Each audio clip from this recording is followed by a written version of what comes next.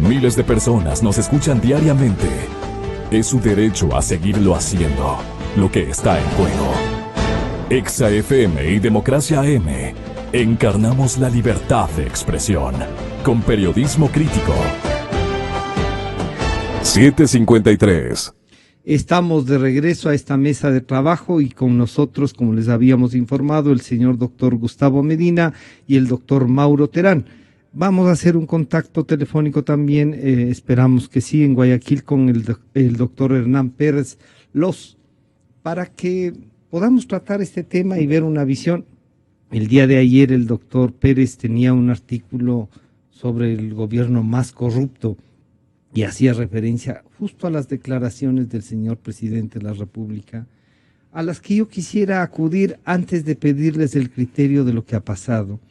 El señor presidente, al referirse al caso de Alexei Mosquera, dijo lo siguiente. Cuando recibe este depósito Alexei Mosquera en febrero del 2011, no era funcionario público. Por eso se lo está acusando de lavado de activos, lo cual yo también creo que es difícil de probar, y lo que sí es claro es que ha habido evasión tributaria, porque no ha declarado ese $1.000.000 supuestamente depositado en un banco de Andorra, que por si acaso tampoco es ilegal, es antiético. Si lo hubiera facturado eso que recibió de Brecht, prácticamente no vería aquí ilícito, porque el ilícito es no haberlo declarado y no pagar impuestos. Es que fue una coima de Toachi Pilatón. Bueno, demuéstrenlo, pero qué difícil que es creer que se dé una coima, ¿cuánto? Más de 3 años después de que se firmó el contrato y 2 años después de que se terminó el contrato. La culpa es de la Fiscalía. Esto es fruto de que tienen tanta presión de que no han hecho nada con respecto de Brecht, que hagamos cualquier cosa. Comete un error garrafal en el boletín de prensa que manda y dice que Tacla, que es el funcionario de Brecht que está en España y que hace estas denuncias, en su declaración señaló que la empresa brasileña habría entregado a Alexei Mosquera $1.000.000 para agilizar el trámite relacionado con la hidroeléctrica Toachi Pilatón en su fase de ejecución. Y les insisto, qué raro que le dé $1.000.000, más de 3 años después de firmar el contrato, 2 años después que se termina el contrato y cuando ya Alexei Mosquera había dejado de ser ministro hace también 2 años. Lo más grave, eso nunca lo dijo Tacla, eso es invento de la Fiscalía. Hemos revisado esas declaraciones y yo invito a la Fiscalía que me refute. Hemos revisado de arriba a abajo la declaración de Tacla y por ningún lado dice que esto tiene relación con Toachi Pilatón. Aquí debe haber sanciones, con todo respeto, para los fiscales que indujeron al fiscal general a terrible error. Y si no se sanciona ya tendrá que actuar la Asamblea, porque no puede ser que se trate con tanta ligereza estas cosas.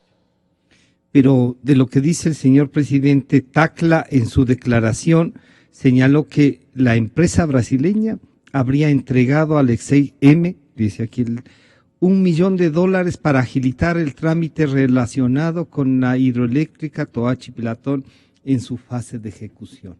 Bueno, pero el señor presidente de la República incluso dice, esto tenemos la aclaración que hace la Fiscalía, que ha sido un error involuntario, que todavía no está definido qué mismo es el $1.000.000. Doctor Medina, las declaraciones del señor presidente sobre este tema, ¿qué deben hacernos pensar? El presidente de la República dictando normas de comportamiento de los otros poderes en virtud de ser él el presidente. Bienvenido, buenos días. Gracias, Pancho. Gracias por la invitación y placer compartir esta mesa con Mauro.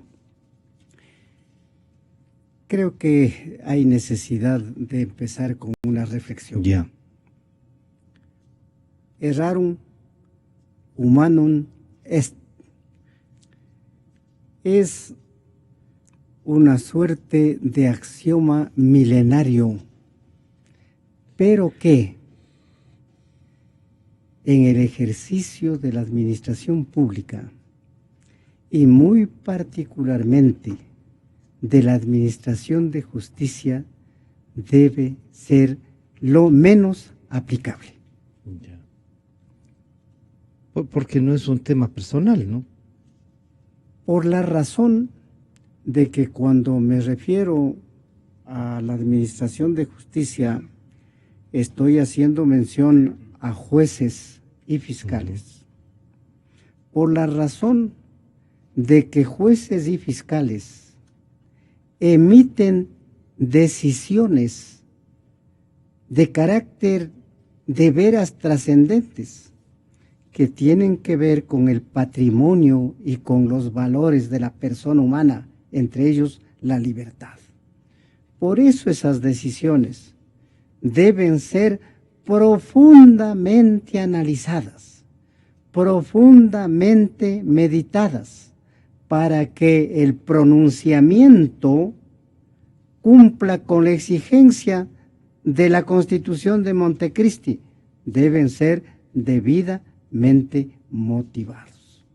De suerte que, si esta es la premisa, los ecuatorianos, los ciudadanos en general, siempre pensamos, o deberíamos pensar, que esas resoluciones han merecido un análisis exhaustivo, de modo que aquello del errarum humanum est no se aplique sino muy excepcionalmente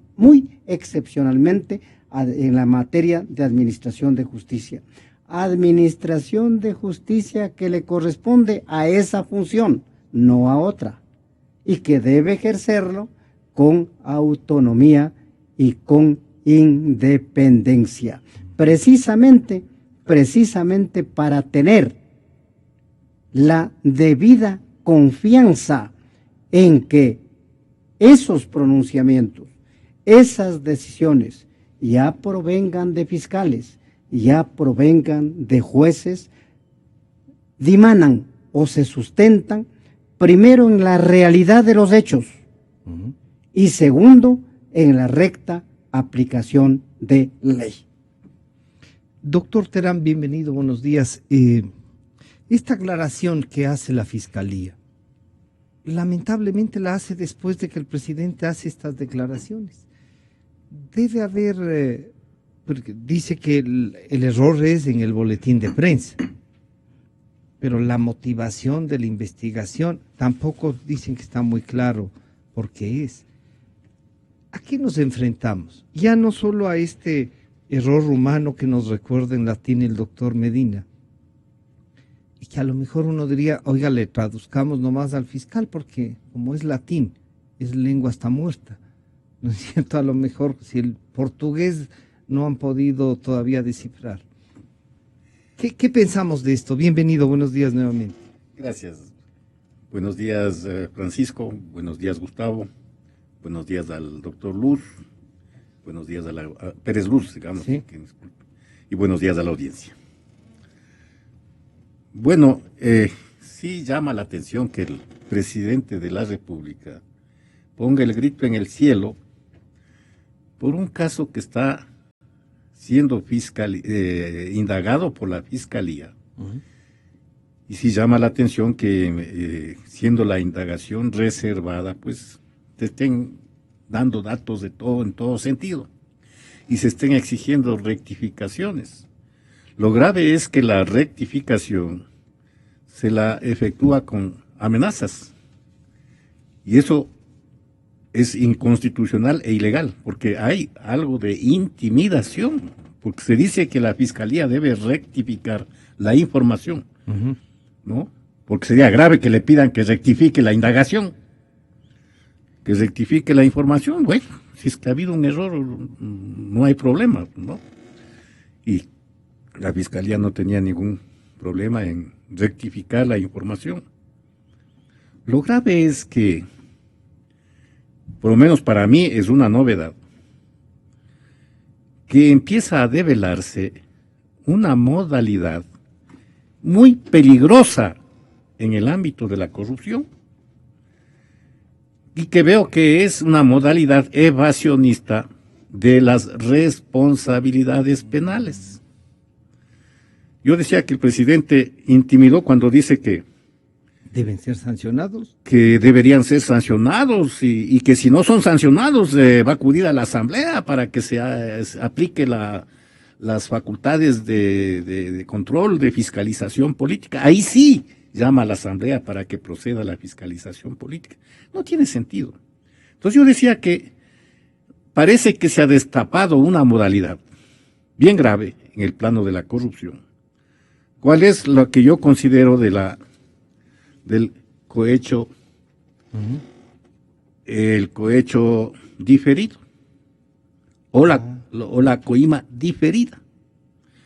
Porque si nosotros analizamos el Código Orgánico Integral Penal, vemos que ahí hay tres figuras que acusan a los servidores públicos, que son el enriquecimiento ilícito, en el artículo 279, el cohecho y la concusión. El enriquecimiento ilícito es cuando obtiene riquezas sin ninguna fundamentación de ninguna clase. El cohecho cuando recibe coimas que él no ha pedido, pero que le dan, pero que recibe. Y la concusión, en cambio, es cuando él ordena, el empleado público, el servidor, pide que se le pague una coima. Estas tres figuras jurídicas son la esencia de la corrupción.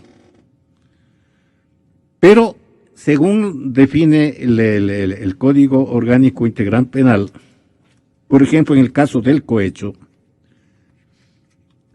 dice, las o los servidores públicos y las personas que actúen en virtud de una potestad estatal en alguna de las instituciones públicas, las o los servidores públicos, o quien actúe en virtud de una potestad, o sea, quien en función de ocupa un cargo de elección popular, por ejemplo, alcaldes, concejales, asambleístas, etcétera.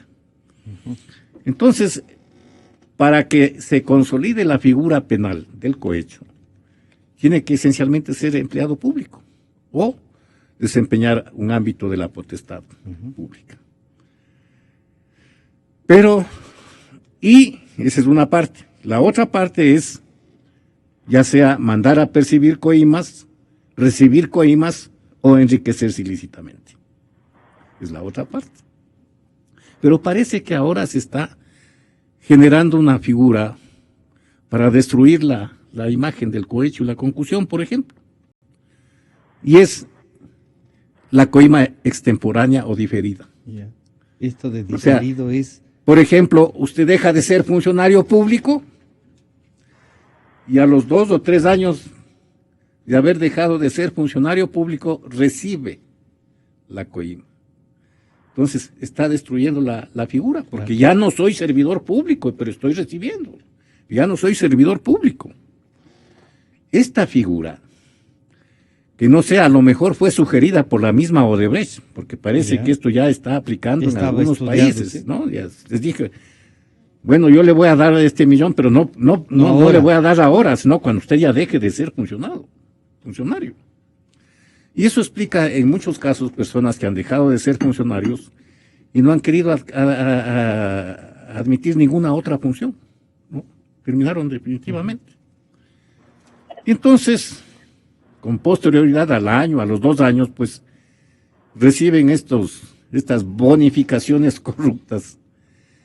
Y entonces ya no habría la figura del cohecho, porque ya no soy servidor público. Esto es gravísimo, esto es lo que debería el señor presidente de la República haber hecho saltar las alarmas, porque es una figura evasionista de las responsabilidades penales de nuestro sistema, y esto amerita pensar en el menor tiempo posible en una rapidísima reforma al Código Orgánico Integral Penal, estableciendo que así una coima se reciba después de que el señor deje de ser funcionario público, tendrá la misma responsabilidad como si el hecho se hubiera producido cuando él era servidor público. Y además, exigir a los servidores públicos, debido a estas modalidades, ¿no?, que cada año, una vez que dejen de ser funcionarios, cada año, hasta por lo menos los 5 años, presenten una declaración jurada de bienes. Está en la línea telefónica el doctor Hernán Pérez. Doctor, estamos saludándole, soy Francisco Rocha, el doctor Gustavo Medina y el doctor Mauro Terán, analizando el tema de la Fiscalía, y habíamos leído con mucha atención su artículo sobre el gobierno y la corrupción. Quisiéramos que sustente, porque en realidad usted ha sustentado el artículo en virtud de este caso, de Alexei Mosquera y la intervención del presidente de la República. Bienvenido, buenos días, doctor Pérez. Buenos días, gracias por la invitación. Es un placer estar con ustedes y un saludo. Bueno, efectivamente, lo que acaba de expresar el compañero aquí de mesa es realmente alarmante, ¿no? Hay ahí lo que se denomina una figura de fraude a la ley, es decir, ahí se ha visto una manera como circunvalar la ley, creando esta figura de la coima diferida, ¿no? Que efectivamente es un sistema ya patentado, si se puede decir, en muchas partes del mundo, y lo hemos visto ahora en el caso de Odebrecht, por la cual las canonjías y los regalos, que a veces no solamente es dinero, sino en propiedades, se reciben a través de terceros a veces o directamente, y no necesariamente después de 2 años. A veces, curiosamente, hasta de una manera muy cínica, se reciben a la semana, a los 4, al mes, de dejar de ser pero se pierde de vista que el origen de ese fondo es básicamente un origen de corrupción, es una coima simplemente diferida. Yo no sé si se requiera realmente una reforma a la ley para castigar este tipo de conductas. Entiendo el punto de vista desde el punto de vista estrictamente técnico. Quizás sí, lo recomendable sea una reforma a la ley, pero hoy en día, con los mecanismos que tenemos, sí, esa es una medida, ese es un enriquecimiento ilícito que tiene que ser sancionado y no exonerado, porque lo que llamó la atención al país, entiendo, al menos a mí, yo creo que no solamente a mí, sino a muchísimos ecuatorianos, fue que la solución, si se quiere, vino nada menos del presidente de la República. Eso nunca hemos tenido en el Ecuador. Lejos de simplemente mantenerse al margen y dejar que la Fiscalía haga su trabajo, la exposición que hizo el presidente, propia, pues obviamente, de un abogado defensor, fue realmente asombrosa, ¿no? ¿Verdad? Es decir, no fue así, fue después, y si se recibe aquí, si se paga el impuesto, pero no se pagó el impuesto, pueden ser producto de asesorías, es un acuerdo entre privados. Caramba, eso realmente fue impactante. Yo creo que ha sido una situación vergonzosa para todos. Doctor Pérez, ¿y esto configura para usted que es que una especie de capa de la corrupción, o como ha dicho el doctor Mauro Terán, hay que desaparecer algún tipo de delito para lavar pues un poco eso, ¿no? Bueno, lo que está en el ambiente es el problema de la impunidad, ¿no? Si estas situaciones no se sancionan, simplemente lo que vamos a ver es que se va a generalizar este tipo de actos reprochables, ¿verdad?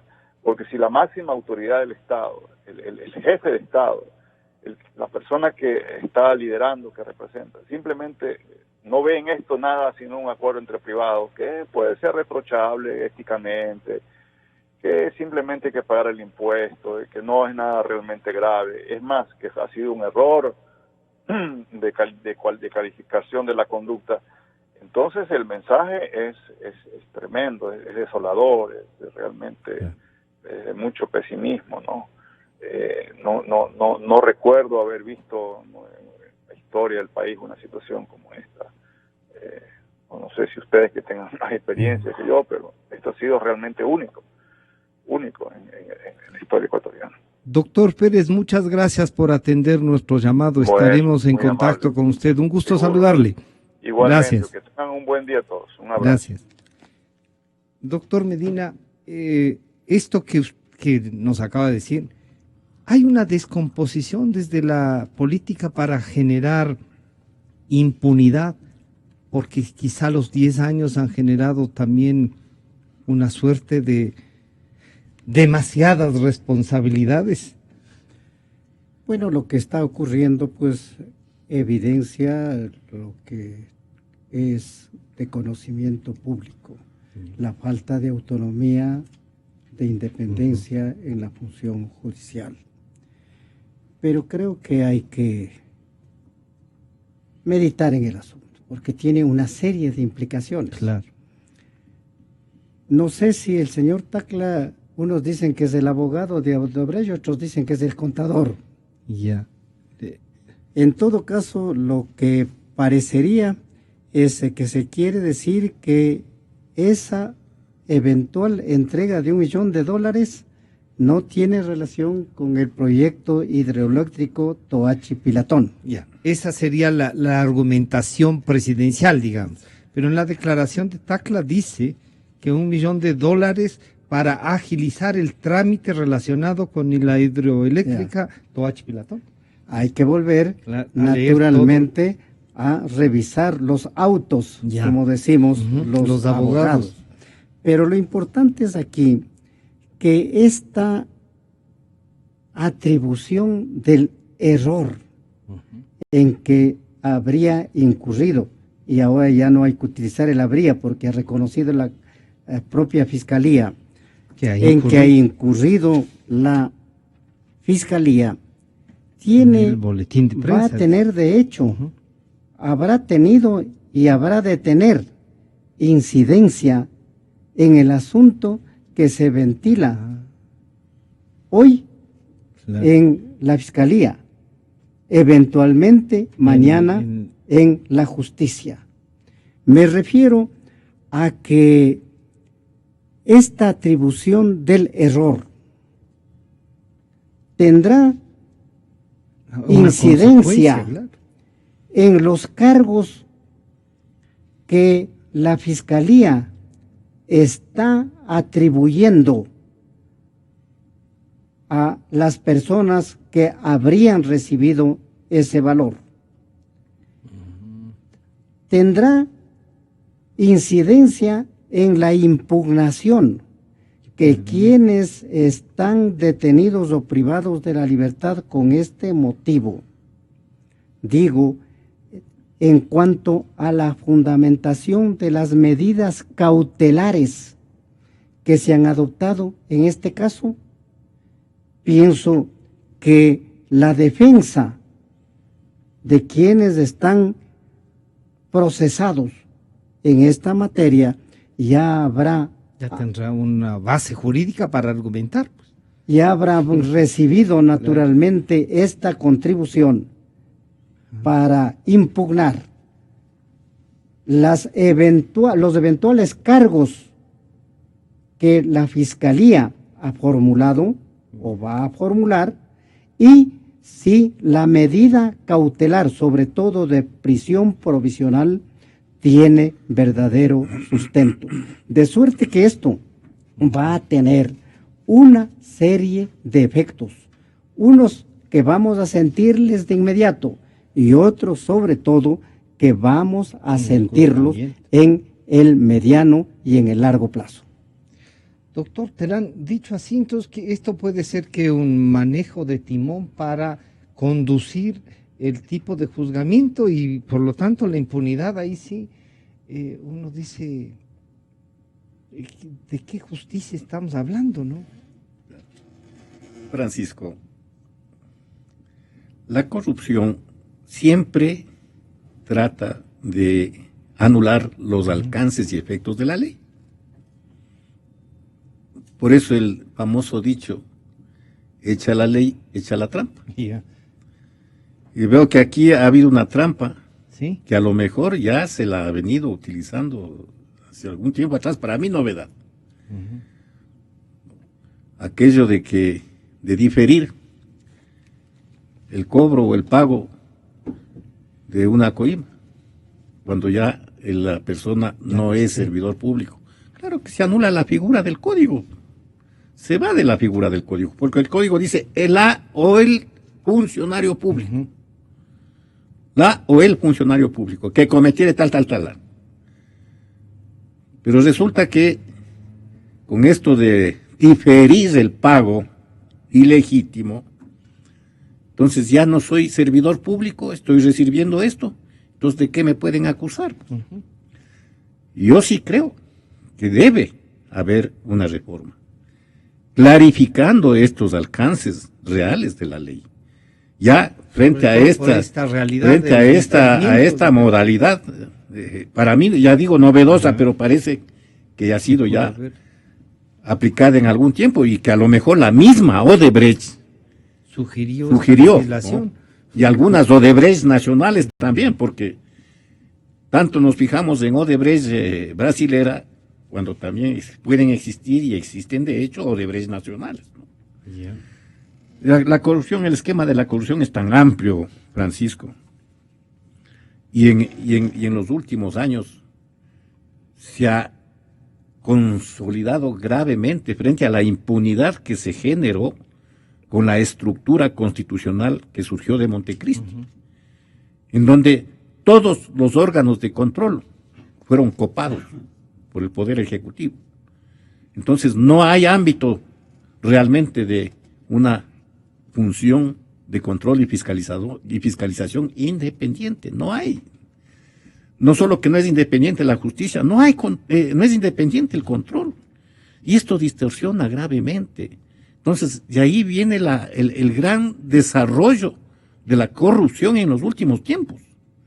Y no sabemos totalmente el alcance, cuál es el daño económico que ha causado la corrupción. Ojalá se llegue a saber. Pero lo que yo sí creo es que sí, un gobierno tiene la voluntad política, porque en eso hay que plantear siempre, tiene que haber voluntad política de perseguir y prevenir la corrupción, porque no se trata solamente de decir, sí, hay que atacar la corrupción, pero si no hay voluntad política de hacerlo, eso no sirve para nada. Yo siempre insisto e insistiré, Francisco, que al país le hace falta mecanismos y bases legales. He venido planteando desde hace algún tiempo. Pero el código es tan casi nuevo. La necesidad, pero ahí está, el corrupto, mire, el corrupto ya no le tiene miedo a la cárcel, ya no le tiene miedo a la prisión. ¿Por qué? Porque el corrupto, primero, llega a tener tal cantidad de dinero con el que puede, si no comprar la libertad, por lo menos puede atenuar la pena. Sobre todo cuando no hay independencia e idoneidad y probidad en la administración de justicia. Entonces él puede soportar una prisión de 3, 4, 5 años, pero al salir sale a gozar de una riqueza increíble, la riqueza que acumuló ilícitamente. ¿Qué ha ganado el país con eso? Por eso es que las Naciones Unidas, la Oficina de las Naciones Unidas contra el Narcotráfico y el Delito, ha propuesto a los países la expedición de la famosa Ley de Extinción de Dominio, que es la única a la que le pueden tener terror los corruptos. ¿Por qué? Porque la Ley de Extinción de Dominio establece el principio de que quien no puede demostrar el origen lícito de un bien, simplemente lo pierde en beneficio del Estado. Quien en sus declaraciones ocultó bienes, simplemente los pierde en beneficio del Estado. ¿No? Así de simple. Pero países como el nuestro, he notado que hay terror a tratar en sí el tema.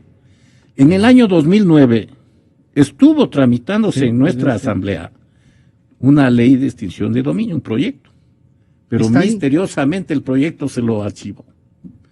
¿No? He planteado, es decir, hay sectores que me llama la atención que no se hagan eco de esta necesidad. Y no entiendo por qué, porque el que nada debe, nada teme. Y más bien se han puesto obstáculos a esto. Inclusive se ha dicho que esta ley podría ser inconstitucional porque va contra el principio de la libertad de propiedad privada. El derecho de propiedad está protegido por la Constitución en tanto en cuanto es lícito. Claro. Pero la propiedad ilícita no puede estar protegida por nadie. Y eso es lo que hay que atajar, Francisco. Por eso yo siempre exijo, el momento que haya una ley de extinción de dominio que permita al Estado recuperar el enriquecimiento ilícito, independiente de la acción penal. O sea, por cuerda separada, ¿no? Ese momento, y ese momento tendremos un elemento muy importante, un instrumento muy importante para moralizar el país. Doctor Medina, entonces, con estos instrumentos, ¿será cuestión de la ley? ¿Qué otra cosa puede ser? El gobernante, de lo que acabamos de ver, y duele al país, ¿tiene derecho como presidente a decir lo que dice el señor economista Correa? Hemos subrayado de que si algo debe funcionar independientemente de cualquier factor, interno o externo, es la justicia. Sin independencia no hay eficaz administración de justicia. Ahora, naturalmente, el Código Integral Penal tiene una amplísima gama de infracciones, de delitos. Pero la trampa será que con qué le juzgamos.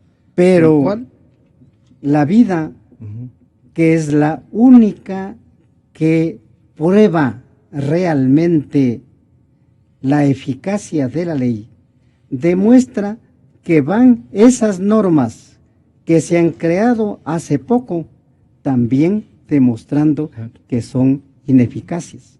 Y le hemos escuchado a Mauro esta nueva figura, y el doctor Pérez Luz también lo ha referido, del cohecho diferido. Sí. Pero ahí ha de surgir algún otro que... No, ha de surgir el argumento de que no se puede dictar leyes con efecto retroactivo, claro. Para inutilizar la eficacia precisamente de la ley.